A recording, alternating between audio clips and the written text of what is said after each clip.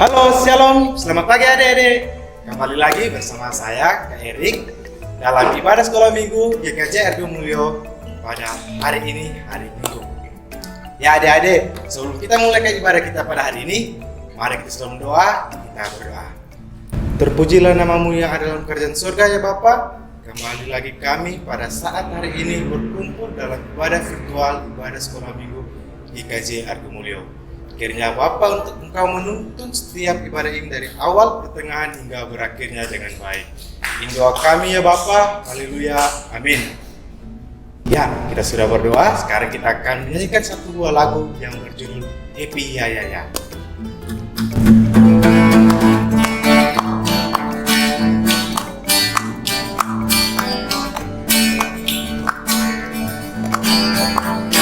Happy Ya Ya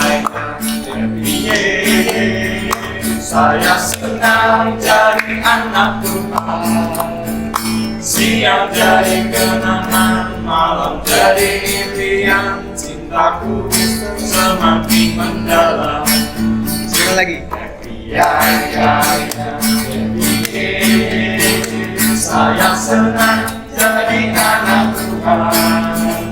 Siang jadi kenangan, malam jadi impian. Cintaku semakin mendalam. Ya adik-adik, sekarang kita akan mendengarkan sebagian kecil dari firman Tuhan yang akan dibawakan oleh Kak Joris. Baiklah adik-adik, tadi kan kita sudah menyanyikan lagu dan sudah memuji nama Tuhan. Sekarang kita akan mendengarkan sebagian dari sabda firman Tuhan yang terdapat dalam Injil Yohanes pasal yang ke-6 ayat yang ke-11 sampai 13. Sekali lagi, Injil Yohanes pasal 6 ayat 11 sampai 13. Kita baca bersama-sama ya. 1, 2, 3. Lalu Yesus mengambil roti itu, mengucap syukur dan membagi-bagikannya kepada mereka yang duduk di situ. Demikian juga dibuatnya dengan ikan-ikan itu, sebanyak yang mereka kehendaki. Dan setelah mereka kenyang, ia berkata kepada murid-muridnya, "Kumpulkanlah potongan-potongan yang lebih, supaya tidak ada yang terbuang." Maka mereka pun mengumpulkannya dan mengisi 12 bakul penuh dengan potongan-potongan dari kelima roti jelai yang lebih setelah orang makan. Nah adik-adik, pada pembacaan saat ini, Kak Joris akan bercerita tentang kisah di mana Tuhan Yesus memberi makan 5.000 orang. Nah, pada saat itu mereka mau berangkat ke seberang Danau Galilea, yaitu Danau Tiberias. Orang banyak berbondong-bondong mengikuti dia. Nah, pada kisah ketika Tuhan Yesus melakukan mujizat, yaitu memberi makan 5.000 orang, sebelum dia memberi makan, ketika dia mau berangkat ke Danau Galilea, itu ada begitu banyak orang yang mau mengikuti dia. Karena sebelum Tuhan Yesus pada saat kondisi ini, dia telah melakukan begitu banyak mujizat. Jadi orang-orang pada saat itu merasa penasaran seperti apakah sosok Tuhan Yesus ini. Soalnya pada saat itu tidak ada manusia yang dapat melakukan apa yang dilakukan oleh Tuhan Yesus. Makanya orang-orang pada saat itu merasa penasaran. Dan ketika mereka melihat Tuhan Yesus ada di dekat danau, maka mereka langsung mengikuti dia, memastikan kalau Tuhan Yesus ini pernah melakukan mujizat. Nah, pada saat itu, ketika mereka sudah sampai dan bertemu dengan dia, terjadi kebingungan di sekitaran atau di antara para murid dan juga kepada Tuhan Yesus. Jadi para murid di sini merasa bingung bagaimana cara mereka harus memberi makan orang yang sebanyak 5.000 orang. Kira-kira ada 5.000 orang pada saat itu. Nah, jadi kalau adik-adik baca di pasal 6 ayat yang ke-5 sampai ke-7, di situ Tuhan Yesus menanyakan kepada Filipus, yaitu salah satu murid Tuhan Yesus. Dia menanyakan, "Di manakah kita akan membeli roti supaya mereka ini dapat makan?" Nah, karena Tuhan Yesus mau memberi makan mereka, jadi mereka bingung. dengan cara apa mereka harus memberikan mereka makan, sedangkan mereka dalam jumlah yang banyak. Nah, setelah itu di ayatnya yang ke-7, Filipus menjawab, roti seharga 200 dinar tidak akan cukup untuk mereka ini. Nah, jadi terjadi kebingungan, mereka cemas, gimana sih caranya harus memberi makan mereka yang begitu banyak ini. Maka pada saat itu ada satu murid Tuhan Yesus juga, yaitu Andreas. Dia mengatakan bahwa di sini ada seorang anak yang mempunyai 5 roti, jelai dan 2 ikan. Nah, sedangkan orang-orang yang pada saat itu banyak sekali, jadi 5 roti dan 2 ikan tidak cukup untuk mereka. Nah, yang dilakukan oleh Tuhan Yesus, dia mengambil roti itu dan dia mengucap syukur, yaitu di ayat 11. Lalu Yesus mengambil roti itu, mengucap syukur dan membagi-bagikannya kepada mereka yang duduk di situ. Nah, di sini kalau adik-adik lihat bahwa Tuhan Yesus melakukan 2 tindakan. Yang pertama, dia itu mengucap syukur, yaitu dia berdoa. Yang kedua, dia membagi-bagikan roti itu. Jadi mujizatnya itu terjadi di situ ketika dia membagi-bagikan roti itu, maka yang dari 5 roti yang sekiranya kita pikirkan tidak bisa mencukupi orang-orang pada saat itu, ternyata bisa mencukupi. Malahan yang terjadi adalah, coba adik-adik baca di ayat yang ke-13. Maka mereka pun mengumpulkannya dan mengisi 12 bakul penuh dengan potongan-potongan dari kelima roti jelai. Nah, jadi kalau kita pikirkan, ya bagaimana 5 roti itu bisa tercukupi, orang-orang bisa makan, apalagi itu lebih, ini 12 bakul penuh gitu. Jadi mujizat Tuhan Yesus sangat luar biasa ya pada saat itu. Nah, adik-adik, yang mau Kakak Joris sampaikan kepada adik-adik itu bahwa ketika kita berada di lingkungan sekolah misalnya, ketika kita mau meraih nilai yang bagus, misalkan adik-adik yang berada di taman kanak-kanak, di TK atau di sekolah dasar ataupun yang sudah di tingkat SMP, kan itu pasti orang tua selalu menekankan kita atau selalu mengatakan kepada kita nilai kita harus bagus, gitu kan?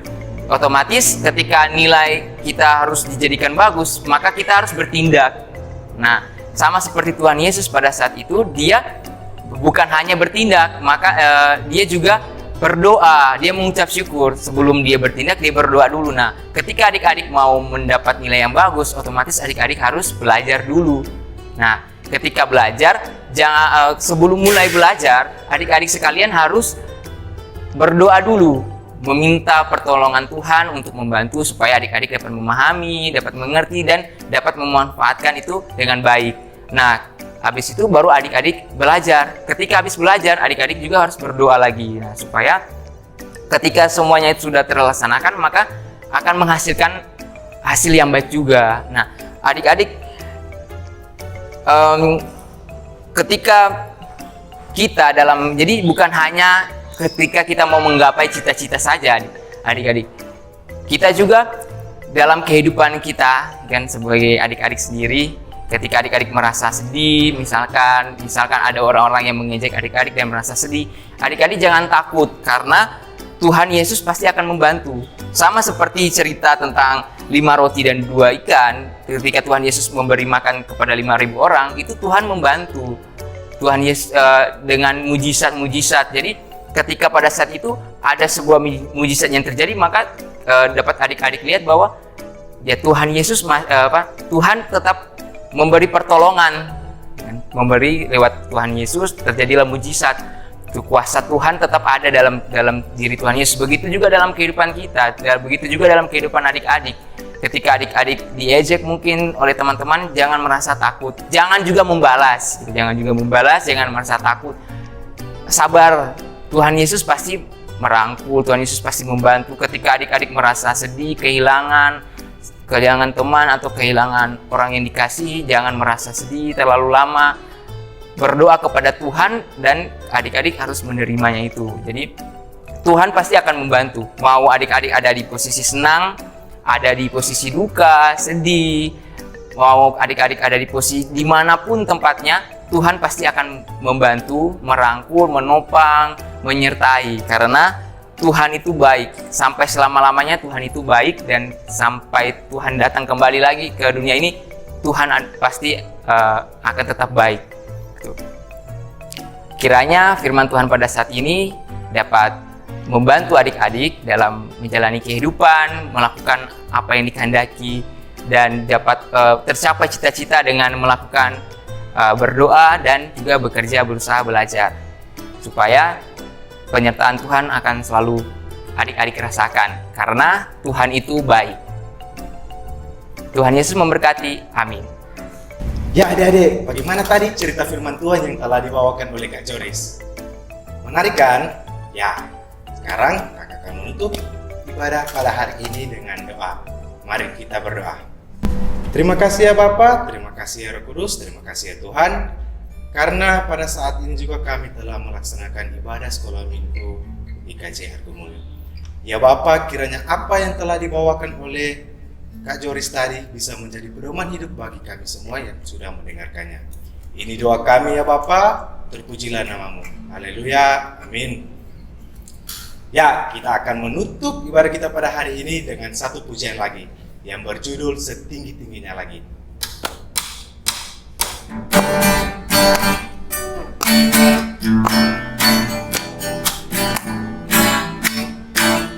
Setinggi-tingginya lagi, lebih tinggi kasih Yesusku. Sedalam-dalam lautan, lebih dalam kasih Yesusku.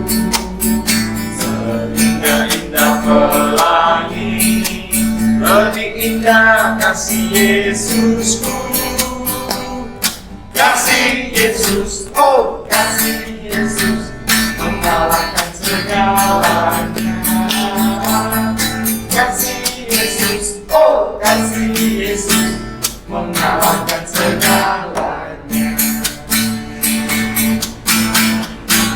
Setinggi-tingginya langit, lebih tinggi kasih Yesusku.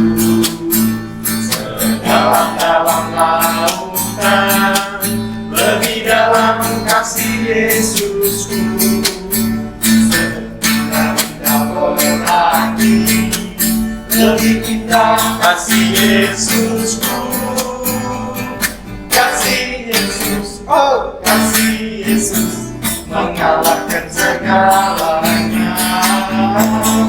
Kasih Yesus, oh kasih Yesus, mengalahkan segalanya. Oke Dade, sampai ketemu lagi di hari Minggu selanjutnya. Shalom.